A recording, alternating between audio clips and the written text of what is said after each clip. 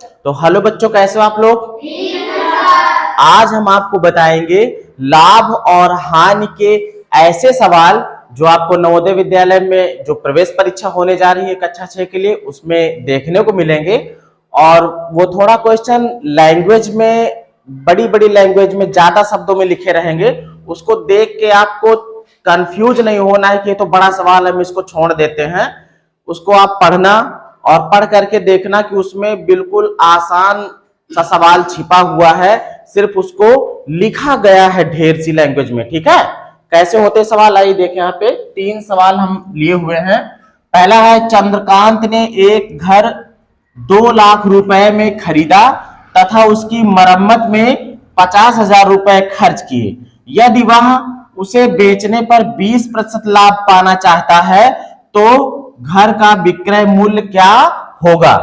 अब देखो, जितना पैसा उसने लगा दिया है भाई, खरीदा इतने में, फिर 50,000 और खर्च किया, तो देखा जाए तो कुल उसका जो क्रय मूल्य है, खरीदा तो इतने में ही है लेकिन ये भी तो लगाया है उसी में, तो कुल उसका जो खर्च हुआ है इसको खरीदने में, घर को खरीदने में जो टोटल खर्च हुआ है वो इन दोनों को मिला लिया जाए, है ना? तभी तो उसका टोटल खर्च निकलेगा। और फिर उसके बाद इस टोटल पर वो 20% का लाभ चाहता है। कितने परसेंट का? 20% का। तो उसका 20% निकाल लिया जाए और निकालने के बाद जो 20% आएगा उसको उसी में जोड़ दिया जाए तो समझ लो उतने का बिक जाएगा, है ना? तो आइए हम लोग इसको करते हैं हल। चंद्रकांत का कुल खर्च, चंद्रकांत का कुल खर्च, कितना खर्च किया भाई इन्होंने खरीदने में? 2 लाख रुपए, है ना? और प्लस कितना? 50,000 रुपए हो गए दोनों। अब इसको जोड़ोगे तो कितना हो जाएगा? 2,50,000। 2,50,000 ये उनका क्या हो गया भाई? उस घर को खरीदने में और मरम्मत करने में उनका कुल खर्च आया। अब उनको प्रॉफिट कितना चाहिए? 20%। सोच रहे हैं कि 20% लाभ मिल जाए तो हम बेच रहे, है ना? तो लाभ उनको चाहिए, लाभ चाहिए, और कितना चाहिए? 20%। तो 20% भाई, इसी पे तो 20% चाहिए, तो इसका हम लोग 20% निकाल लेते हैं। 2,50,000 गुणे 20% का मतलब 20 गुणे 20/100, है ना? तो नीचे के 2 जीरो, ऊपर के 2 जीरो को कर दिया खत्म, नीचे बचा 1, 1 से भाग देने का कोई मतलब नहीं होता है। अब यहां से 2 बचा है और यहां पर देखो बचा हुआ है 25,000, गुणा कर दो तो 2 शून्य 0, 2 शून्य 0, 2 शून्य 0, 2 पंचे 10 के 0, 2 दूना 4 और 1 5। 50,000 रुपए उनको फायदा चाहिए। कितने हजार रुपए भाई? लाभ कितने का चाहिए उनको? 20% का। 20% का मतलब उनको 50,000 रुपए का लाभ उनको चाहिए। तो अब बिकेगा कितने का कि 50,000 रुपए उनको मिल जाए? भाई इतना लगा चुके हैं और इतना लाभ चाहते हैं, है ना? तो जो विक्रय मूल्य होगा वो कैसे निकलेगा? इन दोनों को क्या कर लो? जोड़ लो, तब जो रेट डिसाइड होगा। जैसे मान लीजिए आप कोई चीज ले आए 5 रुपए की और सोच रहे हो कि मुझको 2 रुपए फायदा पे हम इसको बेच दें, तो कितने का बेचोगे?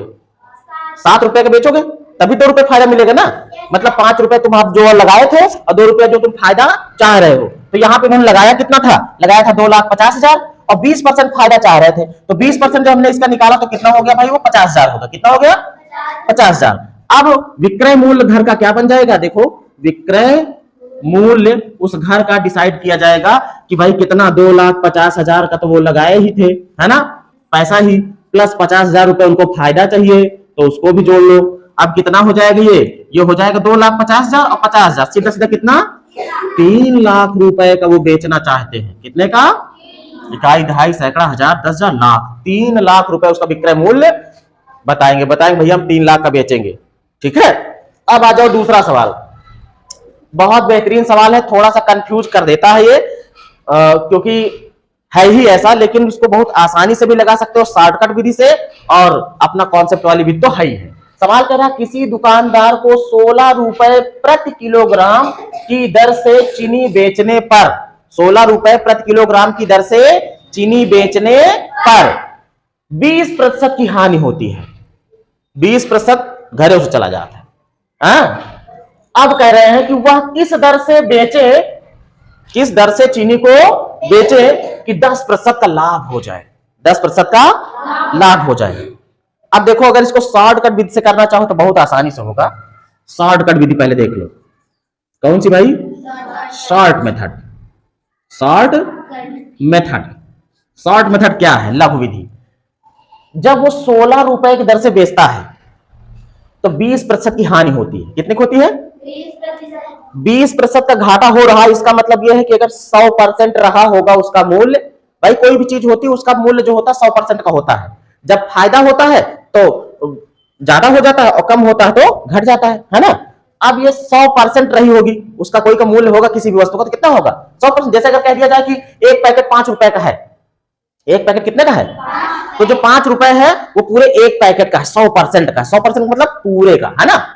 तो जो ये 16 किलोग्राम की दर से जो ये बेच रहा है ना, जब बेचता है तो 20% की हानि हो जाती है। कितने की? मतलब कि 100% में से 20% घाटे में चला जाता है ना।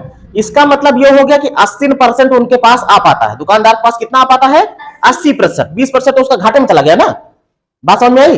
कोई भी चीज कितने प्रतिशत रहती है? 100%। इसको दिमाग में रख लो, जो भी चीज है वो कितने परसेंट है? 100%। घाटा होगा, जैसे मान लो 20% घाटा हो गया तो 20% घटा दो तो इसका मतलब वो 80% पे गई है, उसका मूल्य 100% का नहीं मिल पाया। और अगर फायदा होगा तो, फायदा होता तो 100% में मान लो 10% का फायदा होता तो 10% जुड़ जाता इसमें, मतलब फिर 110% देके गई। कितना देके गई? 110% में गई, इसका मतलब कि 10% का फायदा हो गया। और 20% घाटे में गई, इसका मतलब 80% में ही बिकी वो। ये बात समझ में आ रही है? अब देखो, इसी तरीके से अगर करें तो ये बिल्कुल चुटकी में होगा। ये क्या कह रहा है? कह रहा है कि जब 16 रुपए में बेचते हैं तो 20% की हानि हो जाती है। कितने की? 20% की हानि हो गई तो वो कितने परसेंट पाए 100 में से? 20% का घाटा ही हो गया, 80% वो पाए हुए हैं। मान लो कोई चीज 100 रुपए की थी तो 20 रुपया घाटे में गया, अगर 20 रुपए नहीं मिला तो उनका 100 में से कुल कितना मिला? 80 मिला। 80 ही तो मिला ना। तो कहने का मतलब यह है कि जब 20% की हानि होती है तो इसका मतलब कि 80% ही वो पाते हैं, है ना। 100% में से 80% पाते हैं। तो 80% जो है वो बराबर है किसके? किसके? 16 के। ये जो 16 रुपए पाते हैं, इस 16 रुपए में कितना परसेंट वो पाते हैं? 80% ही तो पाते हैं। तो ये बात मैं कह रहा था कि 80 जो 16 रुपए है, कितने रुपए है? 16 रुपए है, वो क्या है? 80% है। क्या है? या इसको ऐसे लिख सकते हो कि 16 रुपए क्या है? 16 रुपए 80% है। क्या है?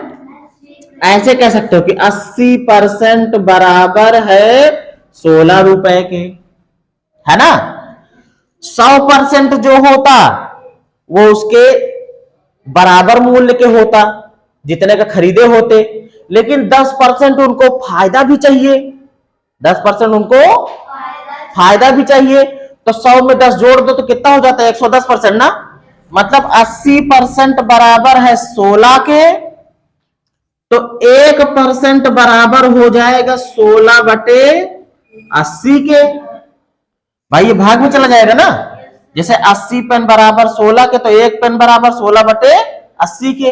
अब तुमको 10% अगर लाभ चाहिए 100 में, 100% कोई चीज होती है उस पर 10% लाभ चाहिए, तो 10% जोड़ दोगे तो 110% हो जाएगा ना। अब देखो, जब 1% बराबर है 16/80 के, तो 110% कितने को हो जाएगा? 110% जो हो जाएगा, भाई एक पेन का मूल्य अगर इतना हो तो 110 पेन का मूल्य निकालना हो तो 110 से गुणा कर दोगे ना। तो ये क्या हो जाएगा? 16/80 गुणे 110। अब इसको भाई देखो, 0 से 0 कट गया, 8 दूनी, तो क्या मिल रहा है? इधर 2 मिल रहा है, इधर 11 मिल रहा है ना। तो 11 दूनी 22 रुपए में बेचना होगा, तब 10% को फायदा पाएंगे। ये तो है शॉर्टकट विधि। कौन सी विधि? इसमें क्या किया जाता है कि 16 रुपए में बिक रही है तो 20% का घाटा हो रहा है। 20% का घाटा हो रहा है, इसका मतलब कि वो 80% ही पा रहे हैं, 20% का घाटा लग गया ना। बात समझ में आई कि नहीं?